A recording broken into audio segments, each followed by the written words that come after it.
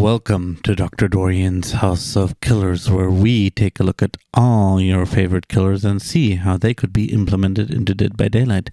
Today, we are taking a look at the Butcher from the Diablo franchise. So, roll the intro.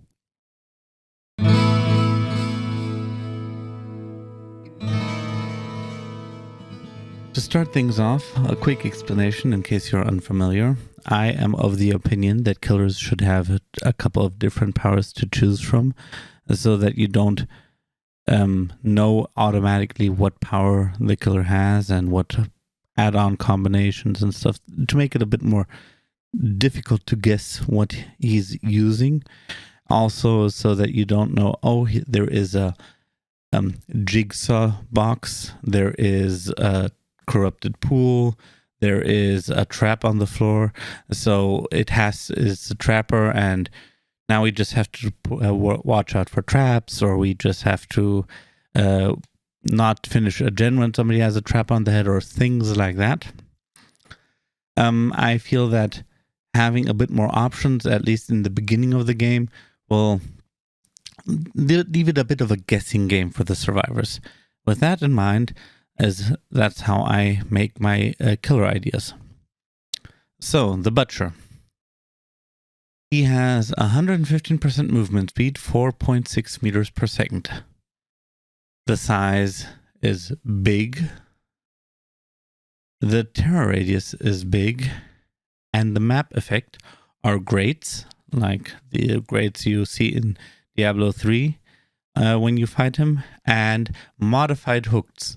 Each hook would then have a barrel with a chain on it added onto it. It gets important later. The first power for the Butcher.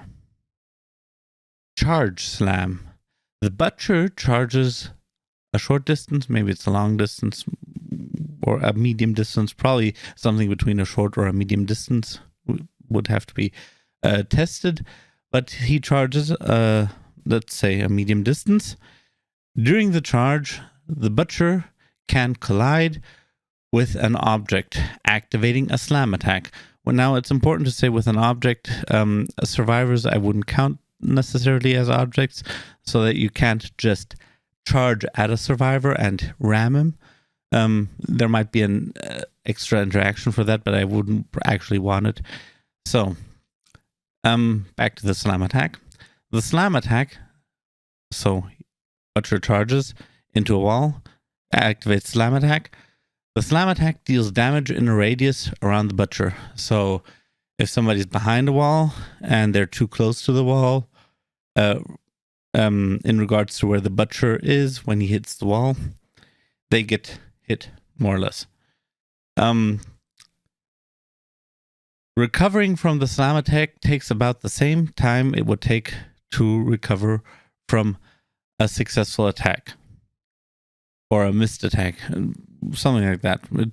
You could see maybe perks could be applied, but I probably wouldn't change that too much. That could be done with add-ons. Not slamming into a wall will make the Butcher exhausted, reducing his speed by 10%. For 10 seconds. This ability would have a cooldown, so you can not charge endlessly, similar to a nurse or something like that, or the blight where you have certain tokens. You can use it, and then after a certain amount of time, longer or shorter, anyone's guess, he can use it again. Alternate power 1, so he can either take the charge slam or ancient spear. 3 ancient spear, 1 straight, 1 in a 45-degree angle to the left, 1 in a 45-degree angle to the right, are ejected from the Butcher. A survivor that gets hit by one of those spears is pulled or yanked a short distance towards the Butcher. So he's not pulled all the way close to the Butcher, similar to not like the Death Slinger attack, but he is yanked a short distance towards the Butcher. If, while yanking, the survivor collides with an object, the survivor is slowed for half a second or something like that. So it would be a way to pull somebody forward a bit. If you are too close, of course, the butcher then can then hit you. If you are not too close, it's not an automatic hit for him, but you are closer to him now. And if you are between a wall or something and you don't manage to dodge the attack, you are slowed for a bit, which gives him an advantage to, catch up better. This would also be a cooldown ability. Power 2. So he would have, first of all, one of the two first powers, and then he would have an additional power. The first power 2 variant would be sickle grab hooks. If an injured or dying survivor gets close to a hook, the butcher can activate sickle grab. When sickle grab gets activated, the hook launches its sickle, the hook, whatever, towards the survivor's position. If it hits the survivor, that survivor is automatically hooked. So, an injured survivor gets too close to a hook, or dying survivor crawls too close to a hook, the hook, the sickle, is launched in the direction where the survivor is or was when the ability was activated. If dead hard, for example, or the survivor is moving fast in a direction where he doesn't get hit, for example, a little bit of a timing kind of thing. If he doesn't get hit, nothing happens. But if he gets it, it's an automatic hook. They get pulled in.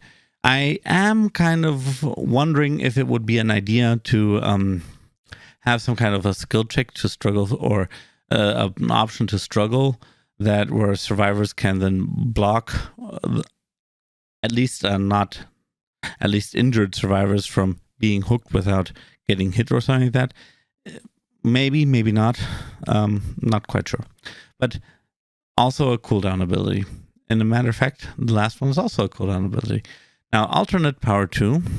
So you can either take a sickle grab or this power as an additional power when going into the match, is fire grates.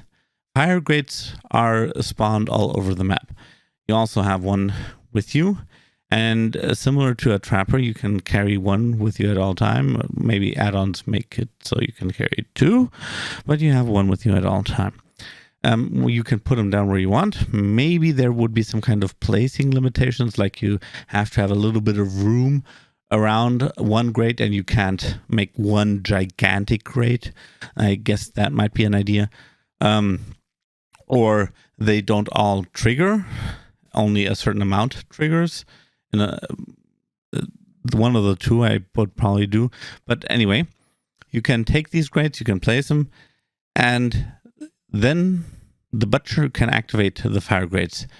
After half a second of lighting up in the grates, a fire explosion, a fire fountain explodes out of the grates, dealing damage to anybody who still stands on them. Also a cooldown ability. So the butcher could have, for example, charge slam and fire grates with him, or he could have ancient spear and fire grates, or charge slam and sickle grab. Those, kind of mix and match type of thing. Now, perks. The first one is fresh meat. Meat motivates you. Every successful basic attack gives you 0.1 attack speed and movement speed. Every hook gives you 0.2 attack speed and movement speed. The maximum you can reach is 2%, 4%, or 6% increase. So it's a kind of a snowball effect. I don't know if the percents that you get, for example, the 0.1 or 0.2 are balanced enough, and if 2, 4, 6% are balanced enough. But I wouldn't go too high because it affects two different values. But I find it for a perk, it kind of fits to him because he gets kind of anxious when he's about to slaughter humans. Next perk. Run, coward. You fail, you afraid. Failing a skill check, the survivor is forced to run uncontrollably in a random direction for 5, 10, 15 seconds. So the player, a survivor player who fails a skill check, can't control his character for that time. You would have to implement a kind of AI type of thing.